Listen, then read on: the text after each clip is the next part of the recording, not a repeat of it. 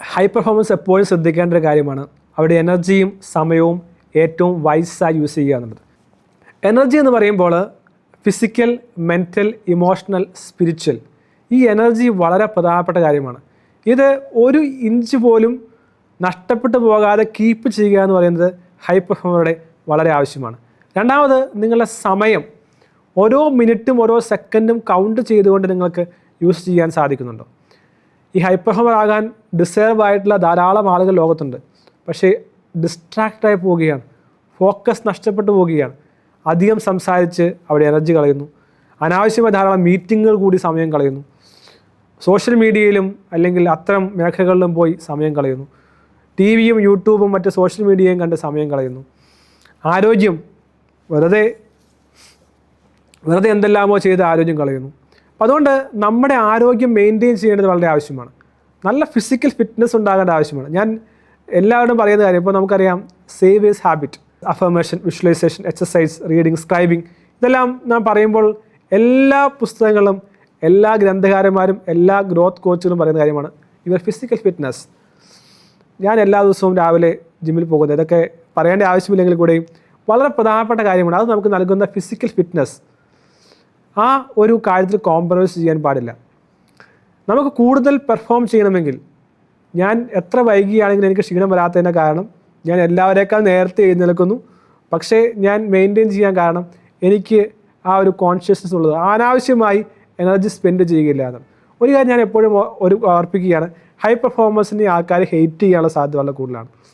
നിങ്ങൾ വിചാരിക്കും നിങ്ങളെല്ലാ സുഹൃത്തുക്കളും ഇഷ്ടപ്പെടും, എല്ലാ സുഹൃത്തുക്കളും നിങ്ങളുടെ കൂട്ടുകൂടും.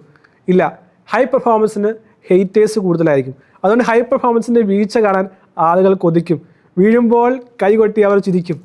നിങ്ങൾക്ക് പ്രശ്നം വരുമ്പോൾ അവർ നിങ്ങളെ കളിയാക്കും, നിങ്ങളെ എങ്ങനെയെങ്കിലും മേളിൽ നിന്ന് താഴേക്ക് വലിച്ചിടാൻ ശ്രമിക്കും. ഇത് ഹൈ പെർഫോമൻസിൻ്റെ ഒരു പ്രധാനപ്പെട്ട പ്രശ്നമാണ്. കാരണം they preserve their energy, they preserve the time. അവർ സമയം വേസ്റ്റാക്കാൻ തയ്യാറല്ല, അവർ സമയവും അവരുടെ എനർജിയും വേസ്റ്റാക്കാൻ തയ്യാറല്ല.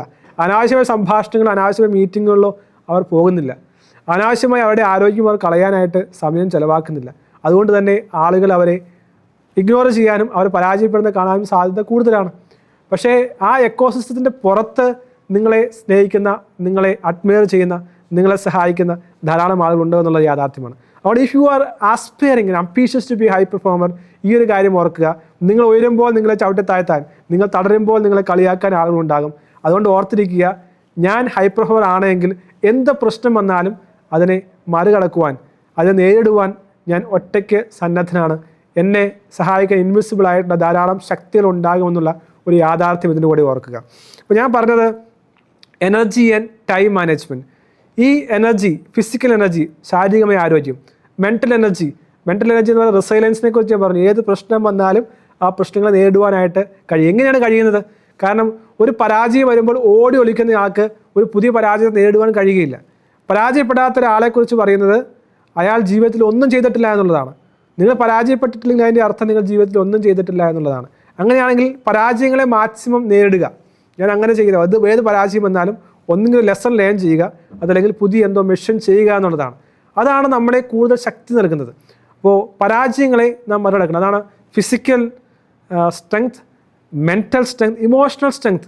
കാരണം ഒരു പരാജയം വരുമ്പോൾ നമുക്ക് വളരെ ഡിസപ്പോയിൻമെൻറ്റ് ഉണ്ടാകാൻ സാധ്യത കൂടുതലാണ്. ആരെങ്കിലും ക്രിട്ടിസൈസ് ചെയ്താൽ, കളിയാക്കിയാൽ നമ്മളുടെ ഇമോഷൻസ് വളരെ ടർബുലൻ്റ് ആകാനുള്ള സാധ്യത കൂടുതലാണ്. ആരെങ്കിലും ദേഷ്യപ്പെട്ടാൽ തിരിച്ച് പ്രതികരിക്കാനുള്ള സാധ്യത വളരെ കൂടുതലാണ്. അത് ഞാൻ ശാന്തിയുടെ താക്കോൽ എന്ന പുസ്തകം എഴുതിയത് എങ്ങനെ ഇമോഷൻ ഇൻ്റലിജൻസ് ഉണ്ടാക്കാൻ സാധിക്കും. കാരണം ഇതെല്ലാം ജീവിതത്തിൻ്റെ അനുഭവങ്ങളിൽ നിന്നാണ്. ഓരോ അനുഭവങ്ങളിൽ ഞാൻ പൊട്ടിത്തെറിച്ചു പോയ അനുഭവങ്ങൾ, ഞാൻ നിരാശപ്പെട്ടു പോയ അനുഭവങ്ങൾ, ഞാൻ ജീവിതം ഇനി മുന്നോട്ട് പോകില്ല എന്ന് ചിന്തിച്ച് ദുഃഖിച്ചു പോയ അനുഭവങ്ങൾ, അവിടെ നിന്നൊക്കെ എങ്ങനെ കയറി വന്നു എന്നുള്ളതാണ് ശാന്തിയുടെ താക്കോലിൽ പറയുന്നത്. ഈ പുസ്തകത്തിൽ പറയുന്ന 7 ഡെഡ്ലി ഇമോഷൻസ് ഉണ്ട്. അഹങ്കാരം, അസൂയ, ലസ്റ്റ്, ഗ്ലട്ടണി, ധാരാളം ഇമോഷൻസിനെ എങ്ങനെ മറികടക്കാൻ സാധിക്കും എന്ന് പറയുന്നുണ്ട്. കാരണം ഇമോഷൻസിനെ മാനേജ് ചെയ്യാൻ സാധിച്ചില്ല എങ്കിൽ നിങ്ങൾ വളരെയധികം ബുദ്ധിമുട്ടിലായി പോകും. ഉദാഹരണം പറഞ്ഞ് ഓവർ തിങ്കിങ്. ഒരു ഹൈ പെർഫോമർ ഓവർ തിങ്കിങ് ആണെങ്കിൽ അദ്ദേഹത്തിൻ്റെ ജീവിതം തീർന്നു, അദ്ദേഹത്തിൻ്റെ ജീവിതത്തിൽ പെർഫോം ചെയ്യാൻ സാധിക്കില്ല. Over thinking is like A diarrhoea. നിങ്ങൾ വിചാരിക്കുക, നിങ്ങൾക്ക് വയറിളക്കം ഉണ്ടായെങ്കിൽ കുറേ നേരം ഡയറിയോ അതല്ലെങ്കിൽ വൊമിറ്റിംഗ് ഉണ്ടായാൽ സ്വാഭാവികമായി നിങ്ങൾ കൊളാപ്സ്ഡ് ആകും, നിങ്ങൾ തളർന്നു പോകും, നിങ്ങൾക്ക് ജോലി ചെയ്യാൻ സാധിക്കും. ഇത് തന്നെയാണ്, നിങ്ങൾ ഇമോഷണൽ ബീയിങ് ആണെങ്കിൽ, നിങ്ങൾ ഓവർ തിങ്കിങ് ആണെങ്കിൽ നിങ്ങളുടെ വിൽ പവർ കുറയുകയും നിങ്ങൾ തളർന്നു പോവുകയും ചെയ്യും. അതുകൊണ്ട് ഈ ഇമോഷണൽ പവർ വളരെ വളരെ അധികം ആവശ്യമാണ്. നാലാമത്തെ ഒരു എനർജി മാനേജ്മെൻറ്റാണ് സ്പിരിച്വൽ മേഖല എന്ന് പറയുന്നത്. ഇപ്പോൾ നമ്മളൊക്കെ പലരും കേൾക്കുന്ന കാര്യമാണ് ഓറ, എനർജി, ലോ ഓഫ് അട്രാക്ഷൻ, അല്ലെങ്കിൽ അഫർമേഷൻസ്, പവർ വേർഡ്സ്. ഇതൊക്കെ ഞാൻ ഇതിലൊക്കെ ധാരാളം വിശ്വസിക്കുന്നുണ്ട്. അതുകൊണ്ട് ഞാൻ എൻ്റെ പുസ്തകത്തിൽ 12 പ്രപഞ്ച നിയമങ്ങൾ, പ്രപഞ്ചം നിങ്ങളെന്ന പുസ്തകത്തിൽ ഞാൻ വളരെയധികം വിശദമായി പരാമർശിക്കുന്നുണ്ട്. എനിക്ക് ആദ്യമൊക്കെ സംശയമായിരുന്നു, ലോ ഓഫ് അട്രാക്ഷൻ തട്ടിപ്പാണല്ലോ, ഇത് ആളുകളെ പറ്റിക്കുന്ന വിദ്യയാണല്ലോ.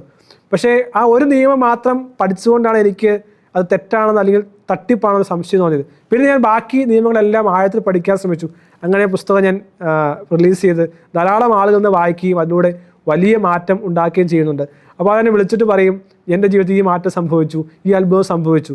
അപ്പോൾ ഞാൻ പറഞ്ഞു വെക്കുന്നത് അവിടെയാണ് സ്പിരിച്വൽ എന്ന് പറയുന്നത്. വളരെ സിമ്പിളായിട്ടുള്ള കാര്യമാണ്. ഞാൻ ആദ്യം പറഞ്ഞൊരു കാര്യം, വാല്യൂ ക്രിയേറ്റ് ചെയ്യുക.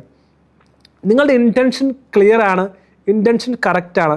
നിങ്ങൾക്കൊരു ബെസ്റ്റ് വാല്യൂ നിങ്ങളുടെ ക്ലയൻറ്റിന്, നിങ്ങളുടെ സമൂഹത്തിന് കൊടുക്കാനാണ് നിങ്ങൾ ആഗ്രഹിക്കുന്നതെങ്കിൽ that will definitely help U.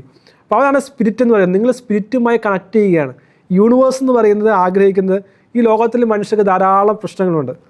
നിങ്ങൾക്ക് ലോകത്തിൽ ഏതെങ്കിലും മനുഷ്യൻ്റെ എന്തെങ്കിലും പ്രശ്നം പരിഹരിക്കാൻ സാധിക്കുമോ? അവിടെ നിങ്ങൾ സക്സസ്ഫുൾ ആയി കഴിഞ്ഞു, അവിടെ നിങ്ങൾ വിജയിച്ചു കഴിഞ്ഞു.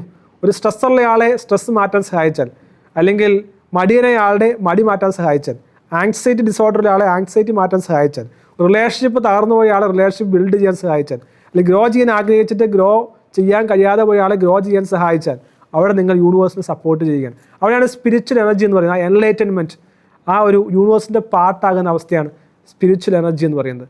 തീർച്ചയായും നിങ്ങൾ ആ ലെവലിലേക്ക് എത്തണം. നിങ്ങളുടെ സമയത്തെയും മാനേജ് ചെയ്യണം, നിങ്ങളുടെ physical, emotional, mental and spiritual എനർജിയും മാനേജ് ചെയ്യേണ്ടത് വളരെ ആവശ്യമാണ്. ഇതിന് ഡെയിലി റിച്വൽസ് ഉണ്ട്, ഡെയിലി എനർജി റിച്വൽസ്. ഇപ്പോൾ ഫോർ എക്സാമ്പിൾ സ്പിരിച്വൽ ആയിട്ടുള്ള എനർജി ക്രിയേറ്റ് ചെയ്യാനായിട്ട് ധാരാളം ചാൻസ് ആൻഡ് മന്ത്രാസ് നമുക്കുണ്ട്. ഇപ്പോൾ ഞാൻ പഠിപ്പിക്കുന്ന ആളുകൾക്ക് ഈ പവർ മന്ത്രാസും പവർ ചാറ്റ്സും പവർ വേർഡ്സും എല്ലാം പറഞ്ഞു കൊടുക്കാറുണ്ട്. ചില യുണീക്കായിട്ടുള്ള മെഡിറ്റേഷൻ തീംസ് ഉണ്ട്, വളരെ സീക്രസിയുള്ള ചില കോഡുകളുണ്ട്. ഇതൊക്കെ നമുക്ക് ഒരു ഡെയിലി റിച്വലായിട്ട് പ്രാക്ടീസ് ചെയ്യാൻ സാധിക്കും. ഇതൊക്കെ കുറേ വായിച്ച ശേഷം എനിക്ക് മനസ്സിലാക്കി തന്നെ ചില വലിയ ഹൈ ലെവൽ ആളുകൾ പ്രാക്ടീസ് ചെയ്യുന്ന ചില ഹാബിറ്റുകളൊക്കെ ഞാൻ വളരെ ആഴത്തിൽ പഠിച്ചപ്പോൾ മനസ്സിലാക്കിയതാണ്. ഈ റിച്വൽസ്, ഇപ്പോൾ നമ്മൾ പൊതുവെ പറയുന്ന സൈലൻസും മെഡിറ്റേഷനും യോഗയും അതല്ലെങ്കിൽ അഫർമേഷൻസും ജേർണലിങ്ങും എല്ലാം ഒരു ഡെയിലി പ്രാക്ടീസാണ്, അത് കോമൺ ആയി ചെയ്യുന്നതാണ്.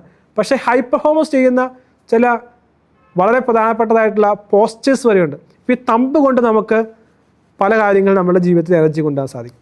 നമ്മുടെ കൈയുടെ എലിവേഷൻ വെച്ച് നമുക്ക് പല കാര്യങ്ങൾ ചെയ്യാനായിട്ട് സാധിക്കും. ഇതൊക്കെ ഒരു സീക്രട്ട് ആയിട്ടുള്ള പ്രിൻസിപ്പിൾസാണ്.